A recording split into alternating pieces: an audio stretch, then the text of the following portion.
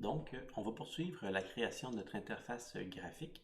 Donc, ici, pour l'instant, tout ce qu'on avait fait, donc, c'est la mise en place de la fenêtre principale avec le titre. Et dans notre méthode init, finalement, donc, de notre classe main app, qui est en fait notre interface utilisateur, tout ce qu'on a fait, on avait créé la méthode, appelé la méthode setup UI. Et ici, cette méthode-là, je l'avais créée. Et cette méthode-là, c'était simplement pour appeler 5 autres méthodes, là. En fait, au lieu de faire ça, j'aurais tout simplement pu juste copier ces 5 lignes de code-là et les mettre ici, donc dans mon init, et en fait appeler mes 5 autres méthodes, qui vont être simplement le code qui va initialiser donc mon interface graphique, qui va créer les widgets. C'est comme les petites les widgets, ça inclut les boutons, les graphiques, les zones de texte qu'on va faire. On va avoir une zone pour une partie de code qui va modifier ces widgets-là. On va créer le layout. Ça, finalement, c'est un peu la structure, qu'est-ce qui va être, où vont être placés ces widgets-là. Puis ensuite, on va les ajouter au layout. Puis ensuite, on va créer des connexions entre les widgets et d'autres méthodes donc qui appartiennent à la classe main app. Par exemple, quand on clique sur un bouton, ben, ça va lancer un code en particulier. Fait que c'est ça que ça va faire setup connection. On aurait pu tout faire ça, donc au lieu de créer finalement une méthode qui appelait 50 méthodes, on aurait pu tout faire ça dans la classe init, mais c'est beaucoup plus un code beaucoup plus structuré si on le fait de cette façon-là. Libre à vous, c'est comme ça que j'ai appris, fait que je préfère qu'on le fasse comme ça. Donc, on va tout de suite créer les widgets. Fait il y a 3 widgets qu'on va créer. En fait, on va créer un graphique, fait que self.graph. On aurait pu donner un autre nom que ça. Moi, souvent, j'aime ça quand j'ai plusieurs graphiques, genre donner 3 lettres qui représentent un graphique et ensuite le nom de mon attribut. Mais peu importe, donc graph. Juste mettre self.graph. Ensuite, ce widget-là est importé donc de notre module PyQtGraph, mais comme on le dit as PG, je peux pas écrire PyQtGraph au complet, je peux juste écrire PG. Ensuite, on va aller chercher donc le plot widget parce que c'est ce qu'on veut importer. Donc, on va avoir un plot widget qui est juste ici. Et j'ouvre mes parenthèses, je ferme mes parenthèses. Donc, ça, c'est mon plot widget. On va aussi se créer un bouton. Fait que self btn, donc c'est un bouton. Fait que j'aime bien donc avoir mon préfixe btn. Et ensuite, on va faire un bouton pour l'acquisition. Fait que je l'appelle acquisition, c'est le nom qu'on lui donne. Ensuite, notre bouton, lui, on va l'importer de notre module Qt-GUI, qui est déjà là. Fait que je pourrais même créer ici Qt-GUI. Et le bouton, ça s'appelle un Q-Push-Button. Fait que je vais juste taper comme QP. Je pensais qu'on allait me donner donc l'option d'avoir le Q-Push-Button. Faut que je le rentre au complet. Donc, c'est un Q push button. Et entre parenthèses, on peut tout de suite mettre le nom du bouton. Fait qu'on va tout de suite le mettre maintenant donc, le texte qui va apparaître dans notre bouton. Et self. On va se faire un deuxième bouton. On va l'appeler maintenant le bouton quitter. Donc on va avoir un bouton pour quitter. Et QtGUI. Q push button encore une fois. C'est encore le même un autre Q push button. Donc, il ne faut pas oublier la majuscule. Et on va avoir donc acquisition dans ce quitter qu'on veut avoir. Donc, quitter. Et, oups, il manque la double lettre.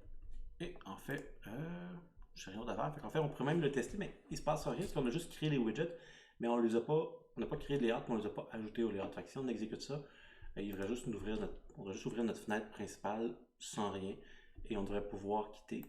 Et là, on n'a pas de code d'erreur. Fait que tout semble fonctionner correctement. Fait que là, on a juste créé les objets, on ne les a pas ajoutés donc à un layout. Fait que là, on va faire Modify Widget. Pour l'instant, on ne va pas les modifier. On va les modifier tantôt. On va faire des petites modifications, mais en fait, ça va être assez simple, les modifications qu'on va faire.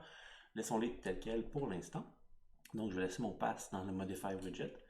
Ce qu'on va faire, on va se créer donc un layout. Donc, on va juste effacer ça. Fait qu'on va simplement créer notre layout. Donc, notre layout, ça va être un attribut de notre instance main app finalement.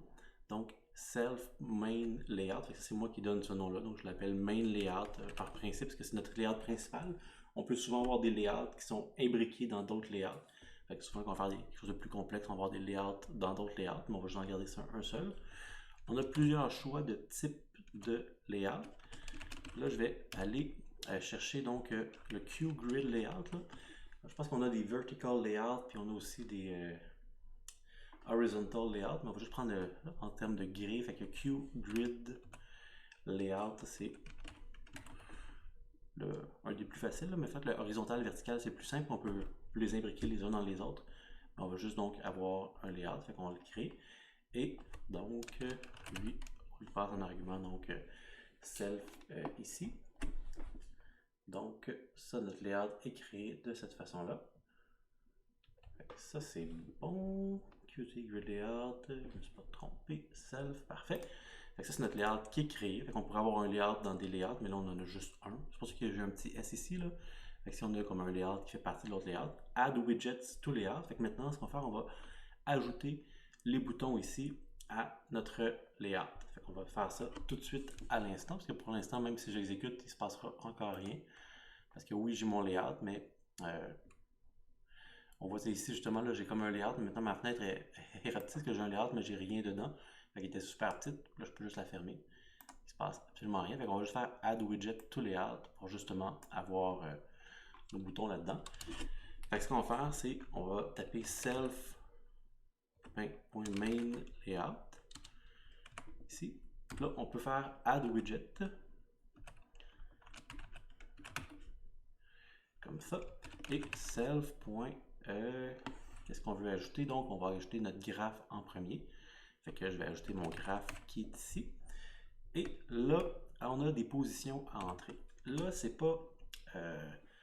comment dire ça? Il y a comme 4 coordonnées. Il faut voir ça comme une espèce de tableau que je n'avais pas préparé. J'aurais dû le préparer. Mais donc, le graphique, lui, ce qu'on veut, c'est avoir... Faut voir une espèce de grille, finalement, les positions où on est. Et, par exemple, la première coordonnée, c'est dans quelle rangée de ma grille je suis. Puis ça commence à 0. En haut à gauche, c'est 0. Puis quand on descend, c'est 0. Puis quand on se déplace vers ça augmente. Puis quand on se déplace vers la droite, ça augmente. Donc, on va mettre la position 0, 0. Ensuite, ce que je veux, c'est dire la largeur en termes de rangée. Donc, le graphique, on va prendre une rangée ici. Et la largeur en termes de colonnes, on va prendre 2 colonnes parce qu'en fin de compte, on va réaliser tantôt, là, on va avoir nos 2 boutons. Il faut s'imaginer un peu que les 2 boutons, donc, ils vont être dans chacune des colonnes. Là, je vais essayer vite d'ouvrir ça chez le petit Excel de LibreOffice. Peut-être voir si je suis capable de bien le mettre ici. Puis là, juste de rapetisser ça un instant.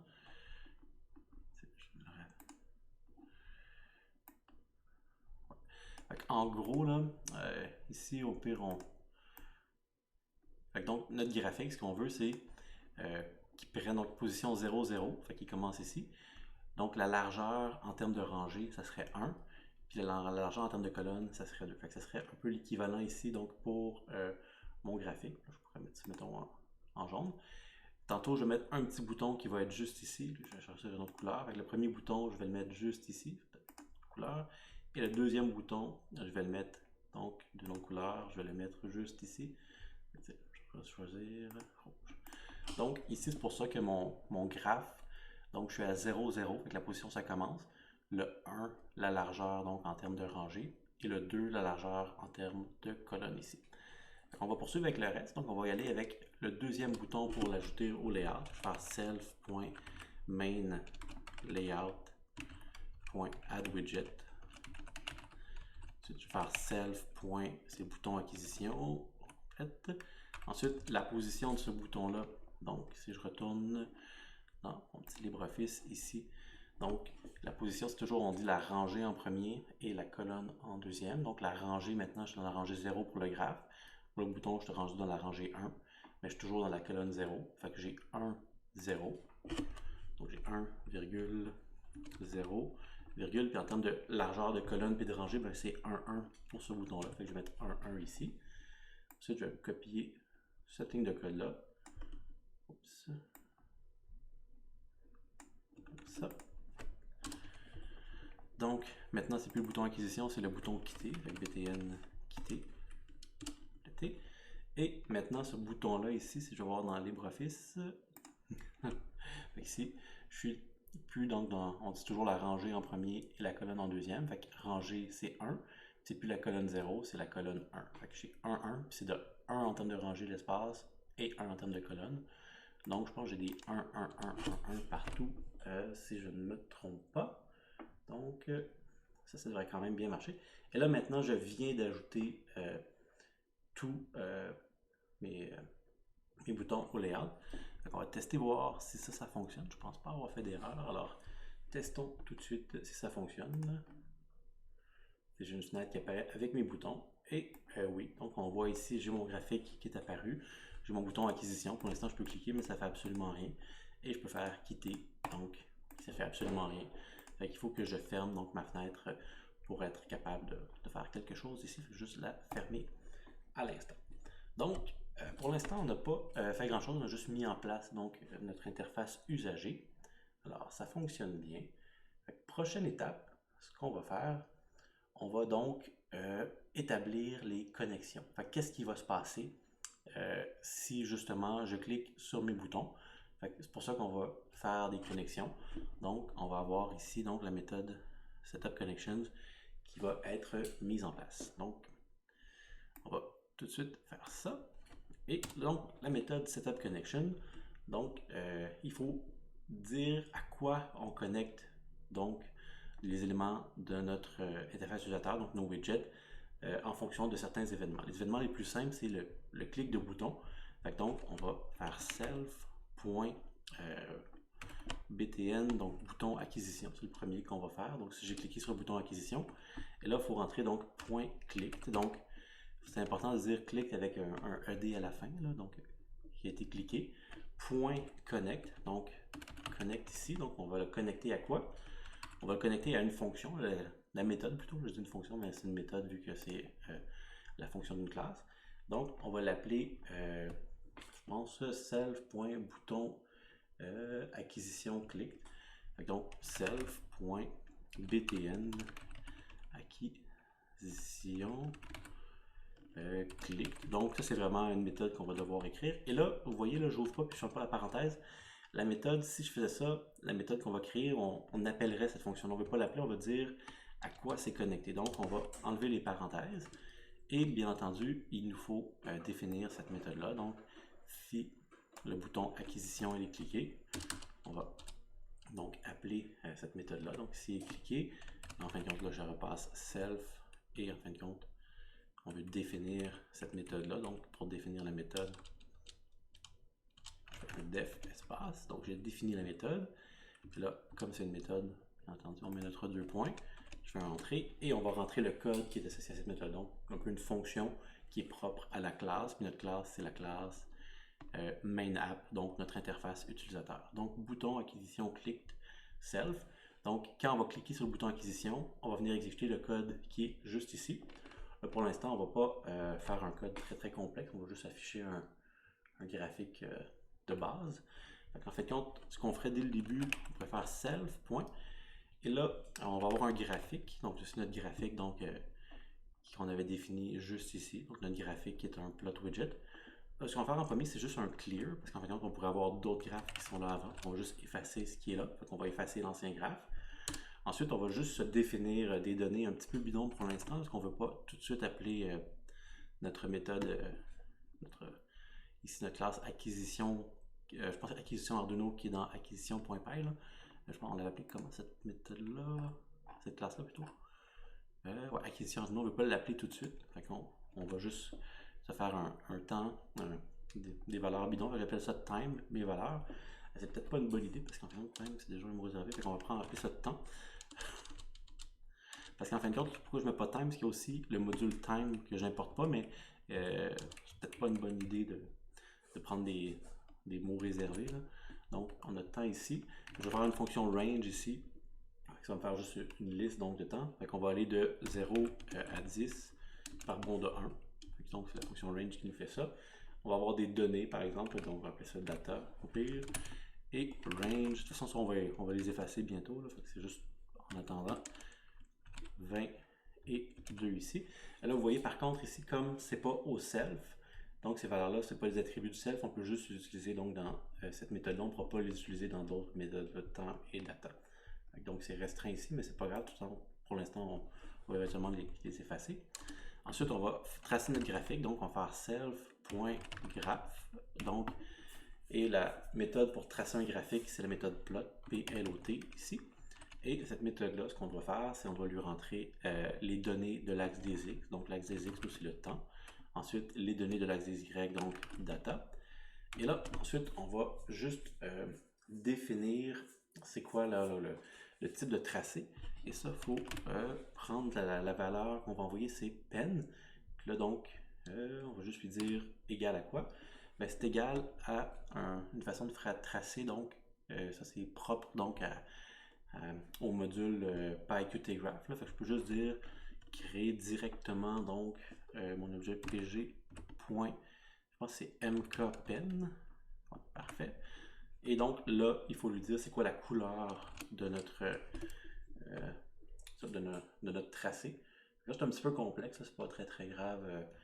C'est ce genre de. Faut aller lire l'aide détaillée pour bien comprendre. Là.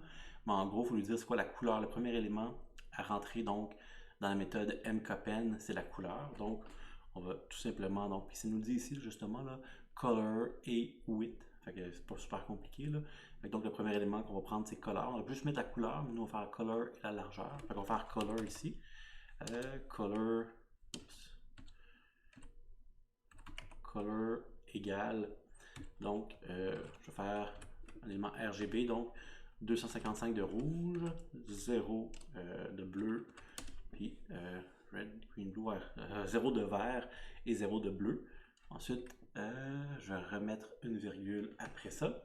Et la largeur, donc 8, je pense que le module auto-complété, non, 8. On va faire un tracé donc de 3 pixels de largeur, on va essayer ça. Donc, ça a déroulé, ça c'est correct. Donc, ça va tracer ça. Je pense pas qu'il y ait d'erreur. C'est le tracé qui serait fait. Et tant qu'à y être, on va tout de suite aller se faire l'autre connexion. Enfin, on pourrait le tester tout de suite si ça marche. Là. Donc, en espérant que j'ai pas d'erreur. Et si je fais acquisition, ça devrait tracer mon petit graphique. Et oui, on va tracer notre graphique qu'on avait. Donc, notre axe des X, notre axe des Y. Là, pour l'instant, ne sont pas identifiés. C'est pas grave, on fera ça plus tard. Donc, je peux faire quitter. Vous voyez, quitter, il n'est pas là le bouton. Donc, on va aller tout de suite se faire l'autre connexion. L'autre connexion, c'est notre bouton qu'on avait créé, donc self.bouton quitter. Donc, on va créer cette connexion-là. Donc, self.btn quitter. Ici, point clic. Donc, s'il est cliqué, donc c'est l'événement cliqué, on le connecte à quoi? On le connecte à self. Là, on va se faire une méthode. Je m'excuse, je dis souvent fonction, mais c'est une méthode. Donc, btn. Quitter, pas point barre de soulignement, clic. Ça, c'est le nom de ma méthode qu'il faut que je crée. Là, encore une fois, je mets l'accent là-dessus. Donc, je ne mets pas ici de double parenthèse. J'appelle pas cette méthode-là. Je lui dis qu'on doit se connecter à cette méthode-là. Sinon, ça appellerait la fonction, puis ça ne fonctionnerait pas. Donc, je vais avoir ici cette méthode-là qu'on va venir définir. Donc, CTRL-C ici. Définir ça tout de suite. Donc, def, j'ai ma méthode, self, je mets mon 2 points. Et ensuite, donc, toutes les lignes qui sont ici en dessous qui vont être indentées, donc, vont être ajoutées à cette méthode-là. Donc, bouton click, je vais faire un petit enter ici. Donc, ce qu'on va faire, il y a plusieurs choses qu'on peut faire. Là, on pourrait fermer l'application, mais le plus simple, ça va juste faire de self.close. Ça va fermer la fenêtre, puis ensuite, ça va fermer l'application. Ça dépend un peu comme il y a. Si notre fenêtre, c'est une sous-fenêtre d'une application ou si c'est l'application en soi, il y a deux façons de faire. Mais là, le plus simple, c'est juste fermer la fenêtre et ensuite l'application va être fermée de toute façon, comme c'est la seule fenêtre de l'application. On va laisser de même. Il y aurait eu d'autres types de code, mais ça implique le module Qt Core. On ne va pas se compliquer la vie pour ça. Fait qu'on va juste faire un self.close et ça va fermer l'application directement. On va sauvegarder. Je vais regarder vite. J'ai mis une virgule ici. On connecte. On va voir si ça fonctionne. Donc, je fais l'acquisition de mon graphe. Presser une fois et quitter. Ça ferme ma fenêtre. Et parfait, tout est quitté. Donc, on a mis en place notre interface graphique. Les prochaines étapes, ça va être donc de remplacer un peu comme tout ces données-là, un peu bidon, par tout simplement donc notre fonction acquisition point .py, donc notre classe qu'on a créée pour être capable justement de se connecter à l'Arduino puis d'aller directement importer les données. On va venir donc remodifier un peu ce code-là donc pour vraiment que notre interface usagée soit bien connectée à notre classe acquisition Arduino pour vraiment donc faire l'acquisition des données. Mais on voit que les deux marchent quand même indépendamment. Donc ici notre classe main app fonctionne et notre classe aussi acquisition, les deux fonctionnent indépendamment. Donc ça c'est vraiment pratique. Le but de faire ça de cette façon-là, en ayant une classe pour l'acquisition, puis en fait on n'a pas le choix d'avoir une classe pour l'application d'interface graphique.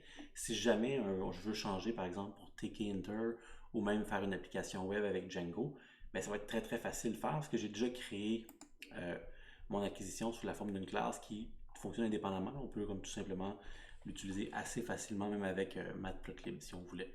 Donc ça nous permet donc de, si plus tard on veut changer la façon qu'on fait l'interface graphique, on va pouvoir le faire assez facilement. Donc dans la prochaine vidéo, on va venir justement donc utiliser la classe acquisition Arduino pour faire l'acquisition de données donc avec notre interface usagée. Donc c'est terminé pour cette vidéo.